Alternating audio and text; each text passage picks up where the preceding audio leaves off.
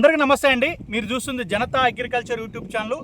ఈరోజు యొక్క వీడియో ఏంటంటే మనం భవశ్విని అంటే మా సీడ్స్ ఇండియా ప్రైవేట్ లిమిటెడ్ వాళ్ళ ఒక జీఓటీ టెస్టింగ్కి వచ్చాం. అంటే మా సీడ్స్ సంబంధించిన ప్రతి విత్తనం కూడా ఇక్కడ జీఓటీ టెస్ట్ అనేది చేయడం జరుగుతుంది. ఈ సపోజ్ ఇది తేజాది, అది వచ్చేసి మీకు పచ్చిమిర్చి అండి. దాని తర్వాత కడ్డీ బేడిగా ఇలా ఉండటం జరిగింది. మొత్తం కూడా వాళ్ళ దగ్గర ఉన్న సీడ్స్ మొత్తం కూడా వాళ్ళు జీఓటీ టెస్టింగ్ అనేది పెట్టుకుంటారు.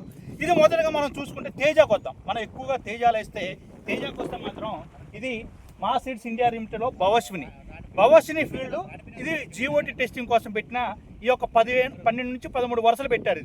ఇది ఒక్కొక్క లైన్ కూడా ఒక్కొక్క లాట్ కింద క్రియేట్ చేసి ప్రతిదీ కూడా టెస్టింగ్ పెట్టినప్పుడు ఎప్పుడు వేశారంటే ఇది 3వ తారీఖు 3వ నెల 2025 వేశారు. అంటే ఈరోజు వచ్చేసి 2025 మే 25, అంటే దగ్గర 85 రోజుల క్రాపు.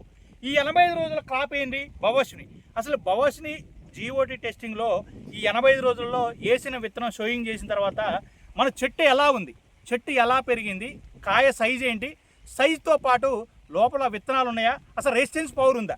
ఇంకోటి ఏంటంటే ఇది వేసింది కూడా సమ్మర్, అంటే 3వ నెలలో వేశారు. మనం తీసేది కూడా మే నెలలో కాబట్టి సమ్మరే. అంటే ఈ 85 రోజులు కూడా భయంకరమైన ఎండలో కూడా ఇది పండటం అనేది జరుగుతూ ఉంది. ఇది చూడండి, మీరు ఒకసారి ప్లాంట్ చూపిస్తే ప్లాంట్ వేసిన దగ్గర నుంచి కూడా క్రాప్ అనేది ఇలా ఉంది. మనకి యాక్చువల్గా కాయ సైజు, విత్తనం ఎలా ఉందో చూసుకోవచ్చు, ఎంత బారుందో చూసుకోవచ్చు, హైట్ కూడా చూసుకోవచ్చు. దగ్గర 2.5 నుంచి 3 ఫీట్లు 85 రోజుల్లో మనకైతే కనపడతా ఉంది. ఇది వాస్తవంగా ఉన్న రిజల్ట్. ఇందులో గొప్పతనం ఏంటంటే ఈ సమ్మర్లో కూడా ఎక్కడ కూడా గ్రీనిష్ కానీ తగ్గటం కానీ, ఎక్కడ రెసిస్టెన్స్ పవర్ కూడా మనం చూస్తామండి, ఎక్కడ కూడా రెసిస్టెన్స్ పవర్ అనేది తగ్గినట్టు కూడా ఏం కనబడట్లేదు. ఇది వాస్తవంగా ఇది జీవోడి. దీని పక్కన ఉన్నది ఏంటంటే మనకి పచ్చిమిర్చి అండి. పచ్చిమిర్చి తర్వాత మనకి బ్యాడీగా సెగ్మెంట్, దాని తర్వాత ఇంకా అదర్ సెగ్మెంట్, ఇట్లా మనం ప్రతిదీ కూడా వాళ్ళు జీఓటీ టెస్ట్ అనేది పెట్టుకోవడం జరిగింది. ఇక్కడ పాస్ అయిన ఇక్కడ ట్రీ ప్లాంట్ పెరిగే విధానాన్ని బట్టే వీళ్ళు పాస్ చేస్తే నెక్స్ట్ రైతులకు అనేది ఖచ్చితంగా ఇయ్యటం అనేది జరుగుతూ ఉంటుంది.